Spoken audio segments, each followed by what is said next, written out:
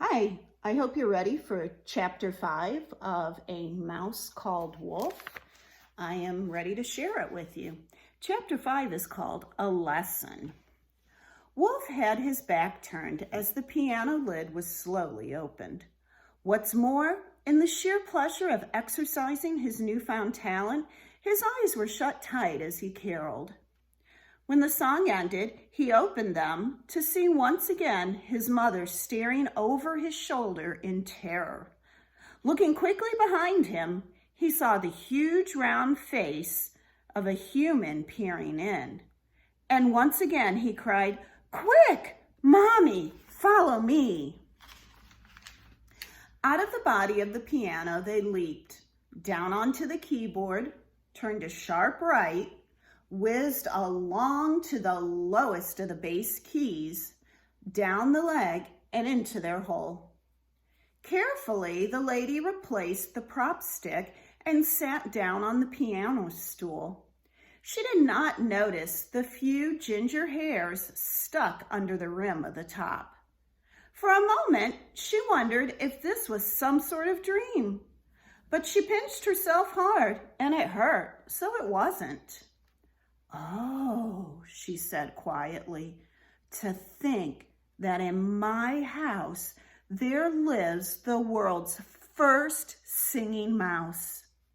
She flexed her fingers to get the stiffness out of them and then began to play very softly Love's Old Sweet Song. Wouldn't it be lovely, she thought, if that mouse came out again and sang to my accompaniment? But of course, no such thing happened. Here you can see better what the piano looks like. This is called a grand piano, and they're very large, and they have this top that opens up. So that stick there is what was holding up the top and what the cat knocked down when Wolf and his mom got trapped inside.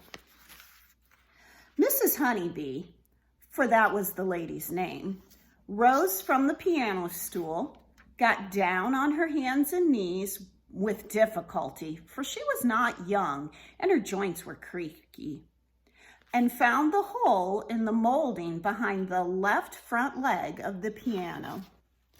And if you look carefully, you can see that hole that the mice used to get into the wall. Most people, on finding mice in their home, would think right away of traps and poison, or if they had a cat, would hope that the cat would solve the problem. But no such thoughts entered Mrs. Honeybee's head.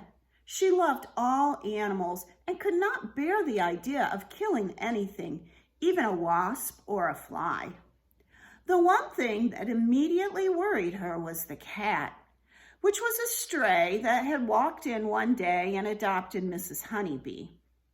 But now, finding that she had mice in the house, she realized what a threat the cat posed to them. The cat might kill my singing mouse, she thought. It must never come in here again. She got to her feet and shut the door, not realizing that nothing could ever persuade her ginger cat to enter the living room again. Seated once more at her piano, Mrs. Honeybee pondered what to play.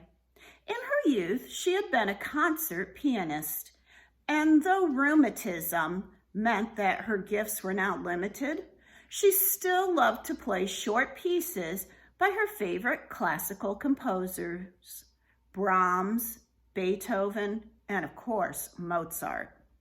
She liked to play traditional songs and ballads and folk tunes as well. It suddenly occurred to her to test out her singing mouse. It could have learned Love's Old Sweet Song only by sitting in that hole in the molding and listening to me playing it many times, she thought. "All right then, my mouse," said Mrs. Honeybee. "I'll teach you another tune, something very simple, and we'll see how soon you can pick it up. What shall it be?" And then, because she was thinking about the little animals, she said, "I know, 3 blind mice." It doesn't matter that there were only 2 of you with perfectly good eyesight.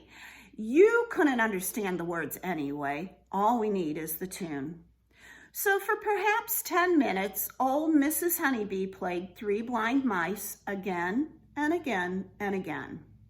At first she played the melody, but then she began to sing the words of the old nursery rhyme. A horrible woman, that farmer's wife, she thought as she sang. Imagine cutting the tails off mice, and blind ones at that. How I hate cruelty to animals. There, she said, bending down toward the mouse hole as the last notes died away. You ought to have learned it by now.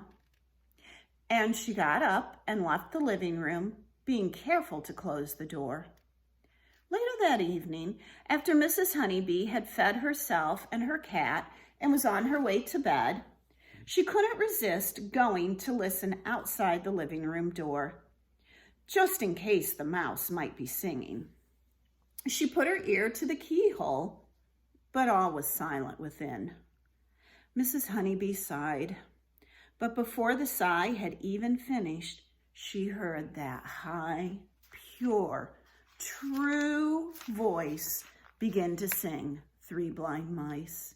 But this time, Wolf wasn't just singing la la la. While practicing the new song in his head, as Mrs. Honeybee was eating her dinner, he had made up some words for it. Mrs. Honeybee couldn't know, of course, but this was what the mouse called Wolf was actually singing. Sing song mouse, sing song mouse, hark to his song, hark to his song. He sings as sweetly as any bird that anyone else in the world has heard. Did you ever hear a thing as absurd as a sing-song mouse? Sorry, I did my best. Now you see why I teach first grade and not music. I hope you enjoyed Chapter 5. I'll see you soon for Chapter 6.